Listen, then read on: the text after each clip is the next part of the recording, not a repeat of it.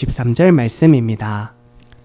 다니엘이 이 조서에 왕의 도장이 찍힌 것을 알고도 자기 집에 돌아가서는 윗방에 올라가 예루살렘으로 향한 창문을 열고 전에 하던 대로 하루 3번씩 무릎을 꿇고 기도하며 그의 하나님께 감사하였더라.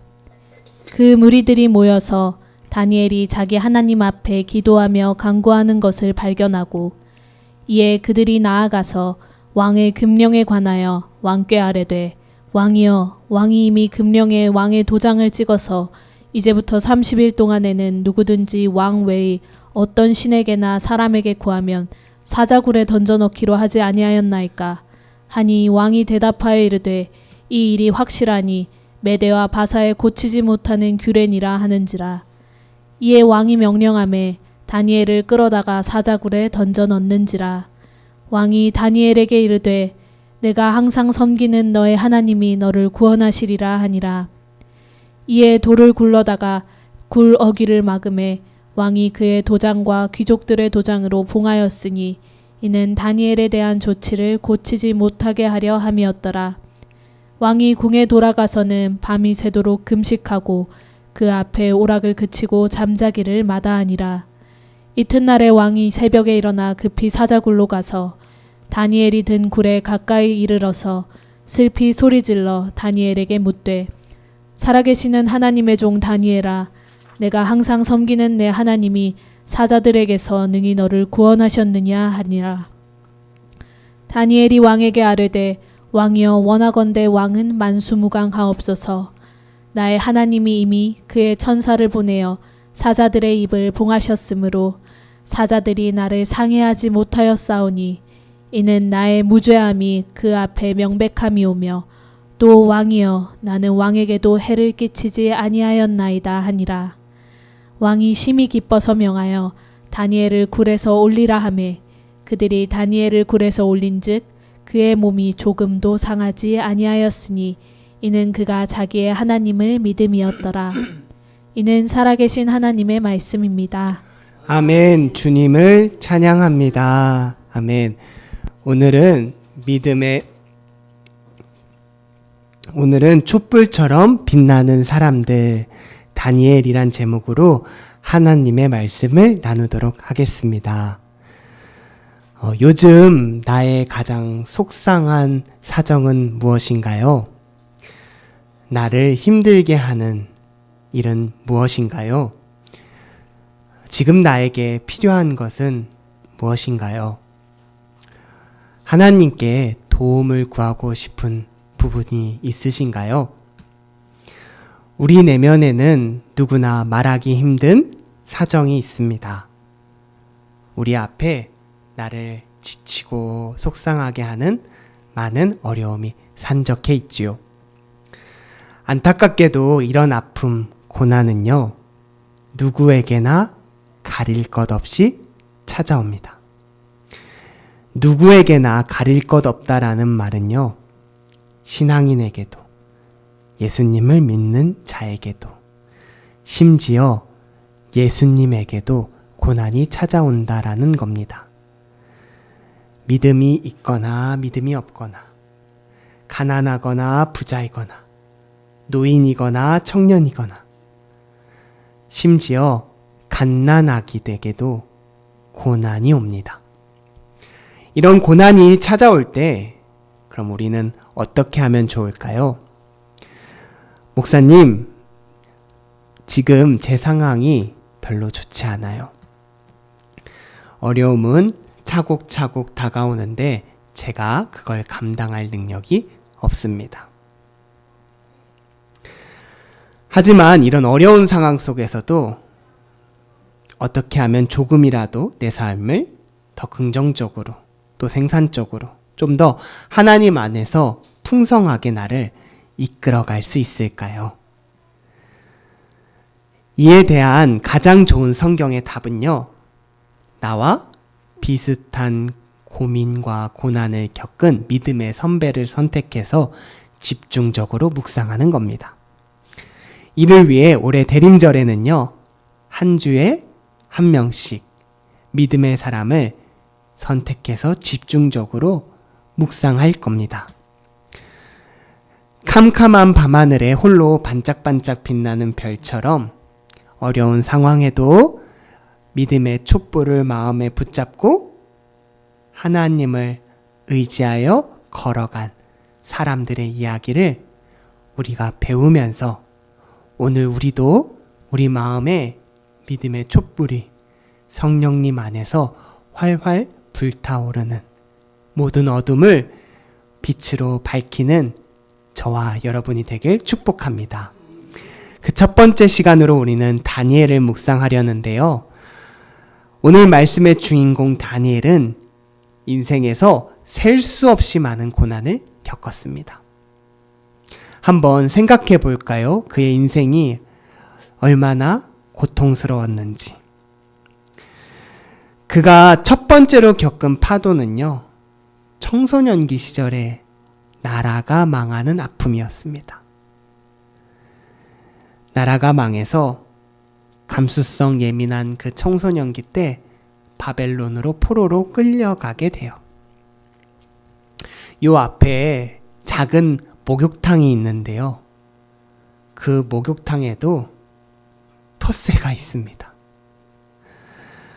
바벨론에 끌려가서 망한 나라 유다 출신, 나라와 터전을 잃고 사는 자가 얼마나 눈물로 가득했을까요? 성경에는 기록되지 않았지만 그가 얼마나 많은 서름, 고통, 셀 수 없는 무시, 조롱, 아픔을 겪었는지 한번 짐작해 보게 됩니다. 성경에서는요, 대략 3개 정도, 3번 정도로 다니엘이 겪은 삶의 고난을 이야기로 들려주는데요. 먼저 첫 번째, 청소년 시절 포로로 끌려가 인생의 뜻을 하나님 안에서 정했을 때 겪었던 고난. 두 번째, 중년기 시절, 중년의 나이에 흉악한 자를 만나서 겪은 고난들. 세 번째, 노년기, 이제 노인이 돼서 겪는 고난. 이렇게 3가지로 정리할 수 있는데 오늘 본문은 특별히 이 3번째, 노인이 돼서 겪는 고난에 해당합니다. 바벨론에 끌려가서 청소년기부터 살았던 다니엘은 30년간 바벨론 여의도라는 그런 정치계에서 30년간 차근차근 자신의 커리어를 쌓아갔습니다. 그래서 지금 다니엘의 사회적 위치는요, 총리입니다. 그는 자기가 맡은 역할을 참 잘 해냈어요. 지혜로웠습니다. 똑똑했고요, 전문적이었어요. 그래서 성경은 한마디로 그를 가리켜 다니엘서 6장 3절에 이렇게 얘기하는데, 다니엘은 뛰어남으로 뛰어났다. 다니엘은 마음이 아주 민첩했다. 그가 이렇게 뛰어날 수 있었던 근원은 어디에 있었을까요? 그의 지혜의 근원은, 그의 특출한 능력은 하나님께서 그에게 지혜를 주셨기 때문입니다. 다니엘서 1장 17절에 다니엘이 청소년기 때부터 하나님께 마음을 두었을 때 하나님께서 다니엘과 친구들에게 깨닫게 하시고 지혜를 주셔서 다니엘은 알게 되었어요. 여기에 학업을 하고 계시는 분이 계시다면 이 말씀을 아멘으로 받으시기 바랍니다. 학업뿐만 아니라 사업장을 운영하시는 분들도 이 말씀을 아멘으로 받으시기 바랍니다. 여러분, 하나님께서 트렌드를 읽는 깨달음을 주시고 사람의 마음을 헤아리는 지혜를 주시고 사람의 마음을 감동시키는 능력을 주실 줄 믿습니다. 이렇게 하나님 안에서 지혜를 얻은 다니엘은 비록 포로 생활이었지만 차근차근 주님과 함께함으로 30년간 바벨론에서 정권이 3번 바뀌는 동안 계속해서 승진을 거듭해서요, 오늘 이제 제국의 총리가 된 겁니다. 그런데 이렇게 승진을 거듭하는 다니엘을 곁에서 시기하는 사람들도 있었어요. 왜 다니엘만 저렇게 잘 나가는 거지? 라고 하면서 다니엘이 30년 정치계에서 일했으니 손에 더러운 거 한번 안 묻혀봤겠느냐라고 하면서 다니엘을 고발할 근거를 찾습니다. 여기서 다니엘을 고발할 근거를 찾고자 하였으나 라는 말을 원어로 보면요, 그냥 찾는 게 아니라 정말 열심을 다해 내가 너를 묻겠다라는 마음으로 흠을 찾아 나서는 의미를 갖고 있습니다. 다니엘의 결점을 찾으려고 혈안이 되어 있는 대적들의 모습을 보게 되죠. 그런데요, 아무리 이렇게 시퍼렇게 눈을 켜고 봐도 어떤 허물을 하나조차 찾을 수가 없게 됐어요. 그래서 다니엘을 넘어뜨리기 위해 한 가지 모략을 꾸며내는데요. 그건 바로 신앙심이 깊은 다니엘을 넘어뜨리기에 한정적으로 악법을 만드는 거였습니다. 당시 페르시아의 왕 다리우스 왕은요, 허영심이 컸어요. 그래서 내 왕권이 이렇게 위대하다라는 것을 과시하고 싶은 욕심이 컸습니다. 그래서 신하들이 다리우스 왕에게 찾아가 앞으로 30일 동안 왕 외에 다른 신이나 다른 사람에게 간구하는 사람이 있다면 누구든지 사자굴에 집어넣어서 본때를 보여줍시다. 왕이 그 이야기를 듣고 너무 좋은 생각이다. 조서를 발표합니다. 겉으로는 왕을 높이기 위한 조서처럼 보였지만 사실 그 이면에는요, 평소 신실한 사람으로 알려진 다니엘, 기도를 열심히 하는 사람 다니엘을 잡아 넘어뜨리려는 어처구니 없는 악법이었습니다. 이런 일이 우리 앞에 생기면요, 저는 뱀처럼 지혜롭고 비둘기처럼 순결하라는 하나님 말씀에 따라 고민거리도 아니었을 것 같아요. 정 기도를 하고 싶으면 겉으로 드러내지 않은 채 30일 동안 마음으로 기도하면 되잖아. 문을 닫고 밤중에 불을 끄고 기도하면 누가 알겠습니까? 그런데 저와 달리 다니엘은 비둘기처럼 순결했습니다. 이게 다니엘에게는 큰 고민거리였어요. 다니엘은 지금까지 인생을 관통하는 하나를 붙잡았는데 청소년부터 중년, 노년에 이르기까지 그는 매일 하나님과 함께하며 기도하는 것을 자신의 인생의 키워드로 붙잡은 사람이었습니다. 여러분, 제가 말씀을 준비하면서 다니엘의 인생을 전체적으로 조망하니까요, 이 사람은 한결같이 반복되는 행동을 보여주는데 그게 바로 기도입니다. 첫 번째 고난을 겪을 때 기도하고 하나님 중심으로 살겠다 선포해요. 두 번째 고난을 겪을 때도 이 고난이 내가 이겨낼 수 없는, 감당할 수 없는 사태구나. 그래서 얼른 집으로 돌아가서 친구들에게 기도 제목을 나누고 우리 함께 죽지 않도록 하나님께 간구하자라고 얘기해요. 그래서 죽음의 위기 가운데 기도함으로 그 어려움을 넘어섭니다. 그리고 오늘 노년기에 본문 10절에 정적들이 쳐놓은 올무와 같은 상황에서 다니엘이 또 무얼 하나요? 10절을 같이 한번 읽어볼까요? 다니엘이 이 조서에 왕의 도장이 찍힌 것을 알고도 자기 집에 돌아가서는 윗방에 올라가 예루살렘으로 향한 창문을 열고 전에 하던 대로 하루 3번씩 무릎을 꿇고 기도하며 그의 하나님께 감사하였더라. 아멘. 여기서 중요하게 봐야 될 것이 그냥 기도한 게 아니라 뭘 열고 기도했다고요? 창문을 열고 기도했다는 거예요. 여러분, 우리 마음의 창문을 이 시간 엽시다. 하나님을 향한 마음의 창문을 열고 기도합시다. 창문을 열고 기도하는 행동, 무엇을 의미할까요?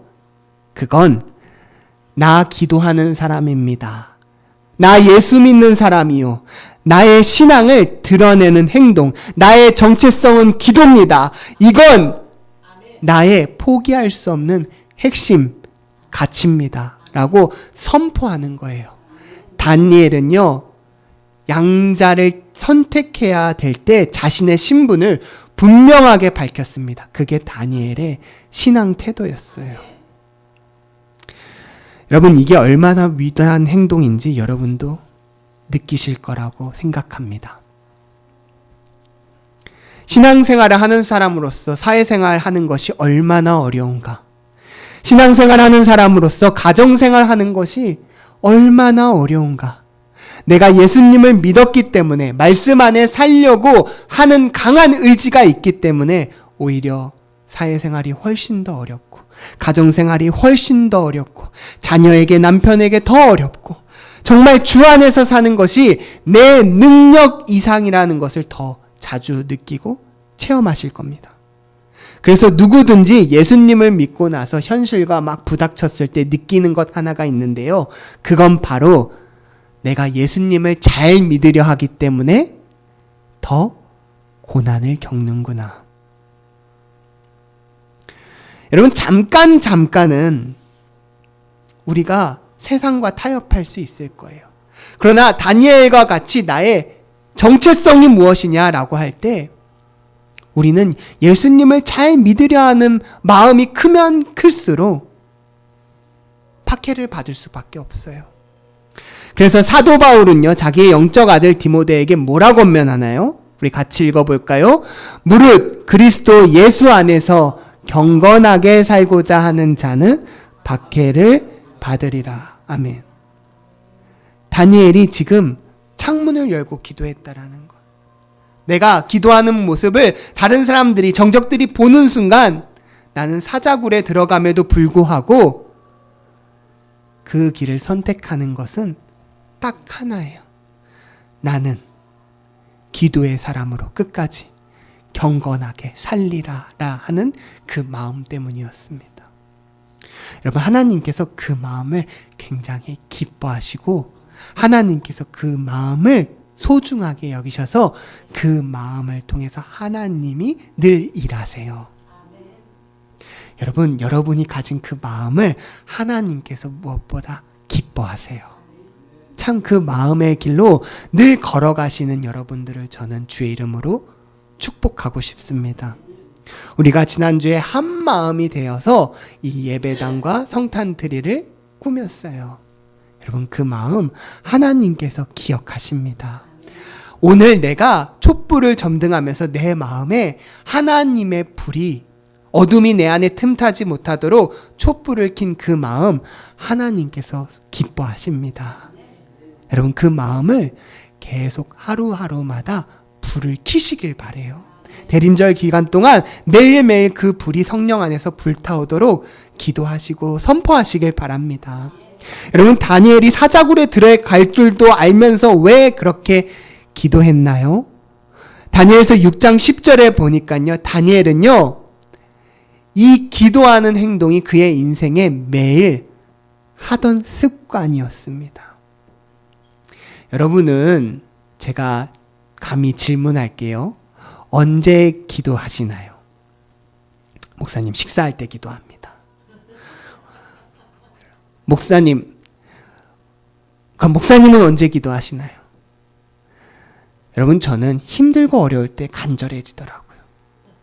정말 기도가 다릅니다. 앉으면 그냥 눈물이 나와요. 여러분, 우리가 힘들고 어렵고 낙심되고 사정이 생겼을 때 하나님 앞에 기도하는 것 정말 지극히 자연스러운 겁니다. 어려울 때 기도하지 않는다, 아직 덜 힘든 겁니다. 상황이 극심히 어려우면 믿음이 없어도 기도합니다. 그런데 우리가 그렇게 간절하게 기도할 때 그 기도는 유효기간이 있어요. 언제까지 기도하죠? 해결될 때까지 기도해요. 그럼 해결된 그 순간부터 우리는 기도를 안 해요. 기도를 끊습니다. 그러다가 다시 또 이 문제가 수면 위로 올라오면 기도를 해요. 그래서 우리의 기도는 늘 항상 문제가 생기면 하고 문제가 끊기면 안 하는 그런 수준에 머무르는 사이클이 반복이 돼요. 그런데 성경에도 대부분 그렇게 기도가 끝나는데요. 정말 소수의 몇몇 사람은 문제가 없어도 기도를 해요. 특별한 사람들입니다. 귀한 분들입니다. 비상한 분들이에요. 그래서 성경을 읽다가 여러분이 그런 사람을 발견하게 되면 밑줄과 별표를 쫙 찍어서 주목해서 보셔야 됩니다. 왜냐하면 그런 사람이 희귀하기 때문이에요. 여러분, 저는 오늘 여러분들에게 어려운 것을 도전할 수 있기를 주의 이름으로 선포해 보겠습니다. 여러분, 희귀한 사람 됩시다. 여러분, 우리도 다니엘처럼 비상한 사람 됩시다. 고통 때문에 기도가 시작됐어라도 나중엔 그 고통이 해결되는 체험으로 인해서 날마다 삶의 기도로 시작하도, 기도로 하나님의 뜻을 간구하고, 기도로 하나님의 뜻을 묻는, 하던 대로 기도하는 비상한 사람들이 되길 원합니다. 그렇게 매일매일 하던 기도를 하는 사람은요, 사자굴이 앞에 있어도 하나님이 더 큰 것을 알고 경험하고 이미 체험했기 때문에 한결같은 믿음으로 기도하면서 그 역경을 뚫고 이기고 나아가요. 여러분, 한결같은 사람 제일 무서운 사람입니다. 한결같이 그 일을 해내는 사람 위대한 사람입니다. 항상 하나님께 기도하는 사람, 그 안에 바위가 있는 사람입니다. 여러분, 어떤 어려움이 닥쳤을 때 항상 기도하던 사람이랑 힘들 때마다 기도하는 사람이랑 차이가 커요.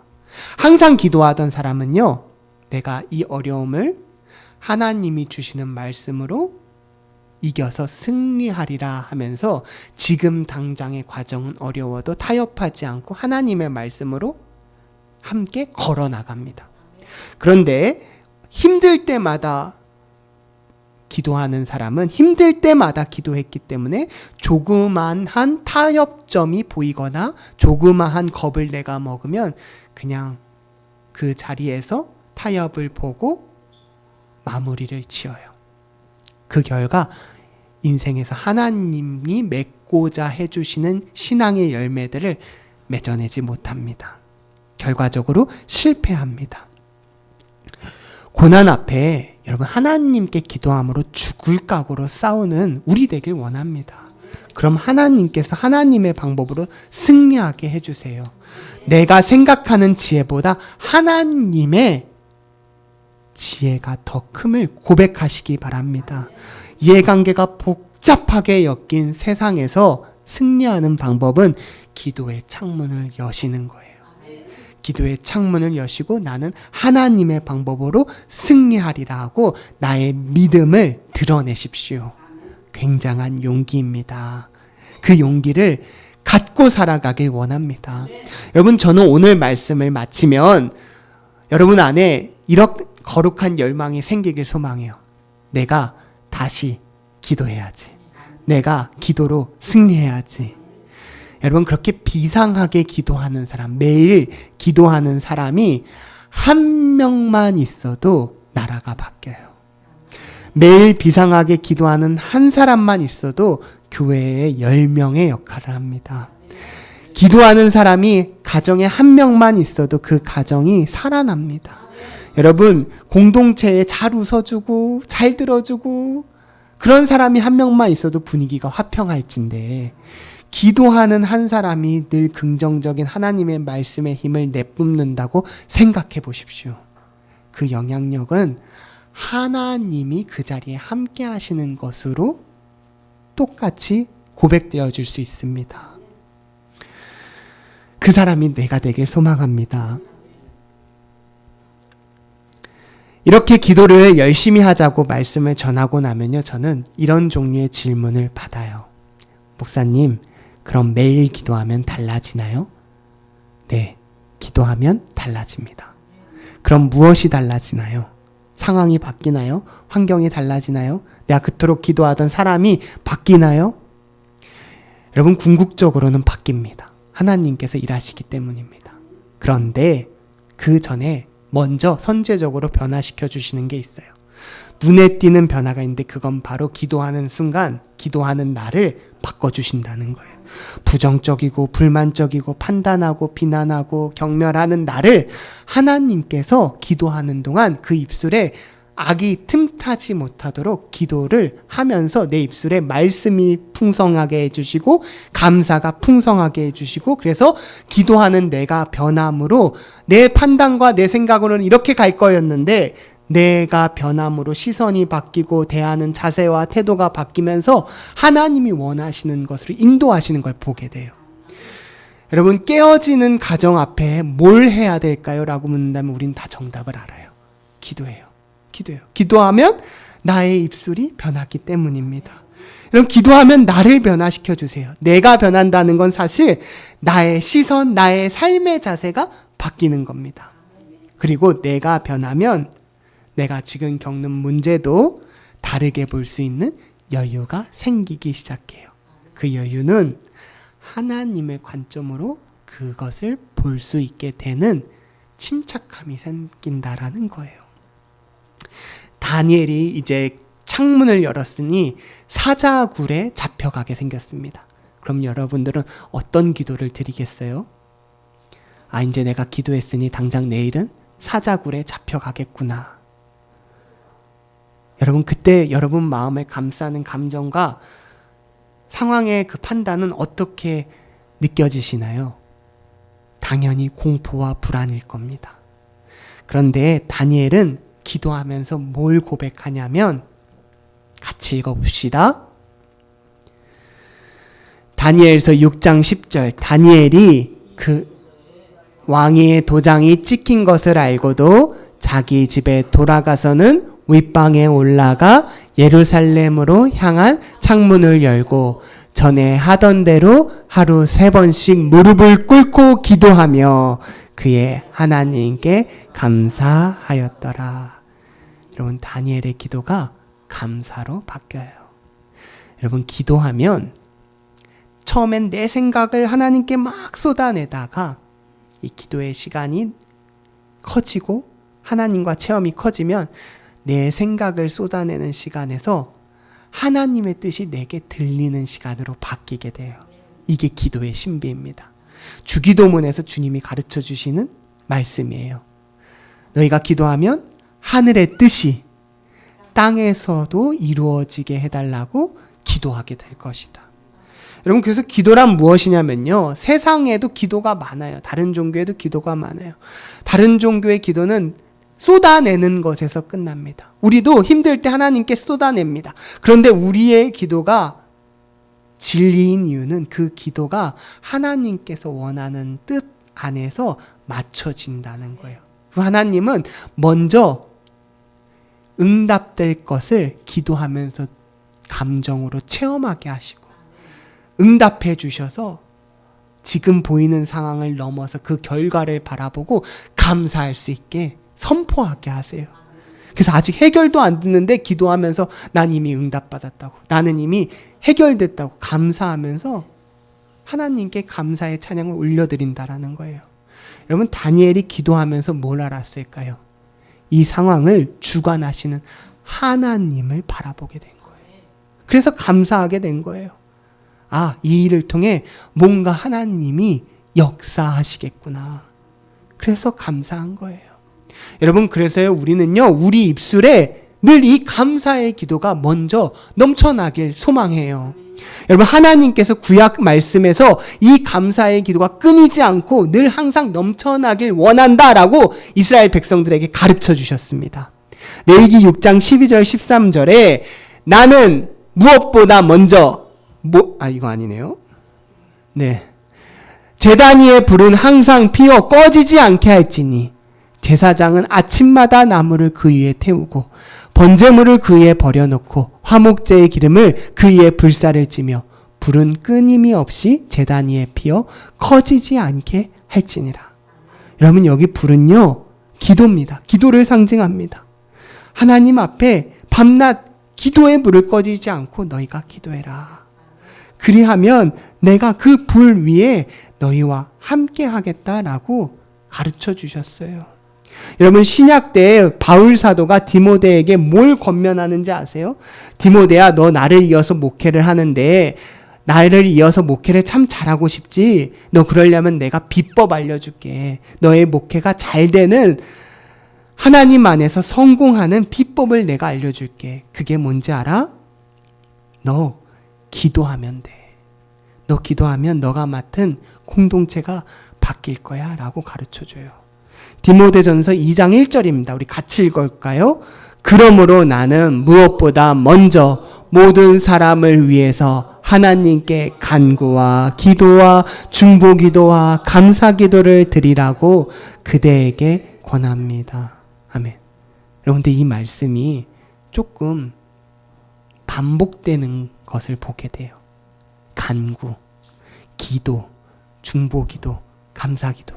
사실 똑같은 거예요. 기도예요. 산전수전 다 겪은 바울 사도가 사랑하는 영적 아들에게 목회 비법을 뭐라고 얘기하느냐? 너 기도하면 네가 속한 곳에 분위기가 감사로 바뀔 것이다. 왜냐하면 하나님이 일하시기 때문이지. 여러분 동일하게 이 말씀을 아멘으로 받고 나의 삶에 비결로 적용하시길 바라요. 우리 입술에 기도가 시작되면 우리 입술을 주관하던 불평, 불만, 걱정은 쫓겨나고 찬양과 감사와 기쁨과 격려와 희망과 용기와 힘이 주인으로 다시 자리 잡기 시작합니다. 여러분 이거를 통해 우리가 나아가길 원해요. 결국 다니엘은 사자굴에 들어갔지만 그 밤에 사자들에게 잡아먹히지 않고 들어갔던 모습 그대로 나오게 됩니다. 그리고 어떤 기쁨을 다니엘에게 누리게 하냐면요. 페르시아의 왕 다리오가 페르시아의 왕이 다니엘에게 뭐라고 얘기하게 하냐면 우리 같이 볼까요? 살아계시는 하나님의 종 다니엘아. 여러분 이게 다니엘이 스스로 살아계신 하나님의 종 나 다니엘은이 아니라 페르시아의 왕이 살아계시는 하나님의 종 다니엘아 라고 불러준 거예요. 여러분 이게 사실 말도 안 되는 호칭입니다. 왜냐하면 눈에 보이는 정체성으로 다니엘은 왕의 명령을 따르는 신하고 돈도 페르시아의 왕의 녹을 먹는 신하고 궁정에서 일하며 땅을 딛고 사는 것도 페르시아이지만 마음의 시선으로 보면 그는 페르시아의 왕의 신하가 아니라 결정적인 순간에 하나님의 신하요, 하나님의 종이요, 하나님의 자녀요. 그걸 왕의 입에서도 고백하도록 기쁨을 누리게 하십니다.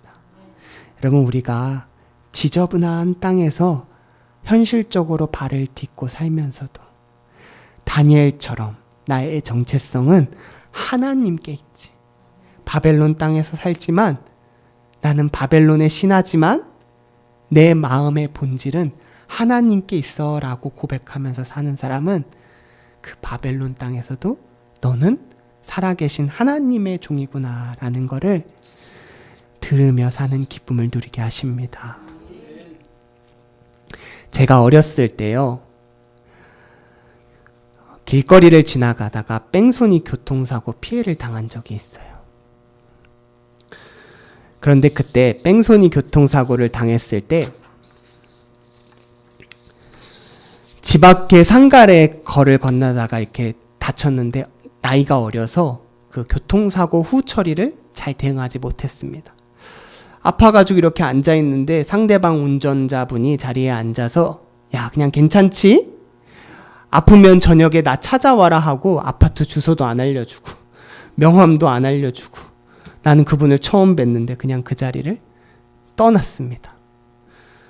이런 안일한 대처에 무엇보다 저희 부모님 그리고 아버지께서 화가 나셨는데요. 그날 저녁에 엉덩이가 아파 죽겠는데 아버지께서 주차장을 삥삥 돌면서 정말 다 돌면서 빨리 그 가해자 차를 기억해내라고 그 가해자 차를 찾고 다녔어요. 근데 진짜 한참 찾으니까 그 차가 찾아지더라고요. 그 차 본넷에 제가 딱 부딪혔던 먼지로 딱 그 형상이 본네트에 프린트가 되어 있더라고요. 그래서 나는 그 차가 기억이 사고가 나서 경황이 안 났는데 그 집에 가서 띵동 하니까 아버지께서, 담임 목사님께서 어떻게 그럴 수가 있냐고, 그렇게 처리하고 가면 어떡하냐고, 그거 뺑소니라고. 그리고 집에 돌아왔습니다. 그런데 그 다음날 가해자가 저희 집에 와서요, 무릎을 꿇고 한 첫 마디가 무엇이었냐면, 목사님 용서해 주세요 라는 말이었어요. 여러분, 저는요, 어떻게 그 사람이 우리 아버지의 직업을 알았는지 궁금했어요. 그 넓은 아파트에, 야, 우리 집이 목사님 댁이라는 걸 다 알고 있었구나. 여러분, 아버지의 이름으로는요, 뺑소니를 한 그 사람에게 너무나도 화가 났지만, 같은 상황에 목사님의 이름으로 용서해달라는 사람에게 아버지보다 목사님이 더 큰 걸 전 그날 봤어요. 그리고 그 사람에게 일어서라고, 괜찮다고, 아유, 그렇게 안 다친 것 같다고, 울지 말라고, 평안하게 가려고, 아이, 그 사건 안 키울 거니까 걱정하지 말라고 하면서 축복하면서 보내시는 목사님의 모습을 저는 봤어요. 여러분, 하나님을 진실로 믿는 사람은, 하나님을 진짜로 믿는 사람은 눈앞의 것만 바라보지 않고 하나님의 말씀으로 그 사람을 세워줍니다. 하나님의 사람은요, 결코 눈앞의 것만 보지 않아요. 하나님을 믿는 사람은 오늘 10년 뒤를 바라보며 사과나무를 심습니다. 하나님의 사람은요, 과정만 보지 않고 결과도 봅니다. 그래서 하나님의 사람은요, 앞으로는 믿지는 것 같지만 뒤로는 하나님께서 다 채워주시는 것을 믿고 걸어가는 사람이에요. 그런데 지혜롭지 못한 사람은 눈앞의 것만 챙겨서 이득으로 갖는 사람이 하나님을 모르는 사람입니다. 하나님은요, 이렇게 우리가 하나님의 이름으로 다 양보하고 섬기고 하나님의 말씀에 따라서 산 것을요, 다 기억하세요. 그래서 로마서 8장 18절에 뭐라고 얘기하시냐면요, 같이 읽어볼까요? 생각하건대 현재 고난은 장차 우리에게 나타날 영광과 비교할 수 없도다. 아멘. 여러분, 그때는 그게 고난이었고 억울했지만, 과정에선 손해본 것 같았지만, 장차 우리에게 나타날 영광은 하나님께서 다 채워주신다고요. 비교할 수가 없다고요. 지난주 금요일에 목사님과 사모님과 제가, 주연지사님이 교역자 평가회를, 워크숍을 가졌습니다. 그리고 올 한 해를 돌아보고 좋았던 점, 조금 아쉬웠던 점, 내년에 우리가 어떻게 사역할 건지를 함께 나눴습니다. 기도해 주셔서 은혜롭게 마쳤어요. 다 마치고 난 다음에 목사님과 사모님께서 방에 들어가셨는데 제가 뒤에서 대화하시는 걸 엿듣게 됐습니다. 뭐라고 대화하셨냐면, 여러 가지로 정말 올 한 해 하나님께 감사하네. 교회를 위해 힘쓴 성도님들께도 정말 감사하고, 그렇지? 우리가 뭐라고, 하나님이 우리에게 정말 크신 선물을 주셨어. 우리가 개척할 때 죽는 줄 알고 시작했는데 이렇게 10년이 지난 후 돌아보니 하나님이 많이 갚아주셨네. 좋은 성도님들, 사랑해 주시는 성도님들, 쌀도 주시고 김치도 오고 덕분에 맛난 음식도 명절에 먹고 매번 건강도 챙겨주고 알뜰살뜰 챙겨주시는 성도님들 덕분에 참 감사하네. 여러분, 우리가 사실 죽을 각오로 마음의 창문을 하나님께 열고 기도하지만요, 그게 사실 우리가 사는 길이에요. 하나님께서 역전시켜 주시는 길입니다. 그래서 제가 여기 엉덩이에 불주사 받았던 그 뺑소니 사건이요, 다 여러분께 하나님 통해서 다 보상받았어요. 더 넘치도록 보상받았어요. 이게 제 생각이 아니고요. 하나님 말씀이 그래요. 우리 히브리서 6장 10절 같이 한번 읽어보겠습니다. 하나님은 불의하지 아니하사 너희 행위와 그의 이름을 위하여 나타낸 사랑으로 이미 성도를 섬긴 것과 이제도 섬기고 있는 것을 잊어버리지 아니하시느니라. 아멘. 여러분, 하나님은요, 우리가 행한 섬긴 것, 그리고 지금도 섬기고 있는 것을 다 기억하고 계셨다가 다 갚아주세요. 할렐루야. 아멘. 아멘. 하나님은요, 잊어버리시지 아니하세요.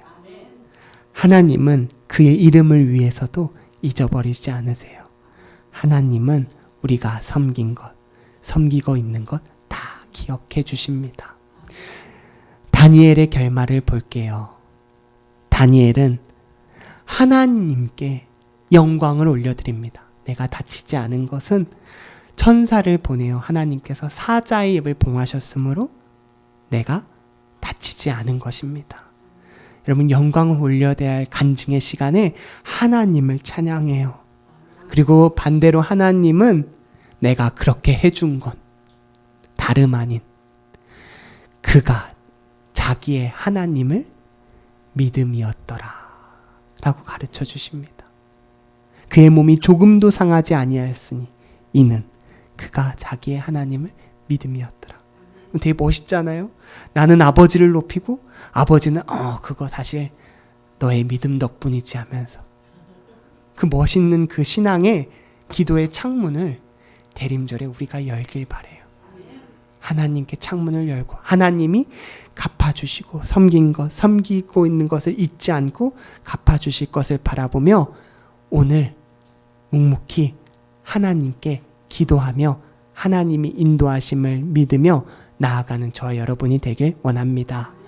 대림절에 우리가 먼저 해야 할 것, 어떤 상황에도 마음의 믿음의 초를 켜는 겁니다. 절대로 믿음을 포기하지 마시고 초가 내 안에서 불타올라 하나님의 일하심을 보는 저와 여러분이 되기를 축복합니다. 기도하겠습니다. 참 사랑의 하나님, 대림절에 우리가 주님을 더욱 소망하길 원합니다. 힘든 겨울에 경제도 춥지만 이럴 때일수록 더 하나님을 바라보며 기도할 수 있는 시간으로 삼게 하여 주시옵소서. 나는 하나님을 높이고 하나님은 나를 자랑해 주시는 그런 기쁜 관계가 우리 안에서 열매 맺도록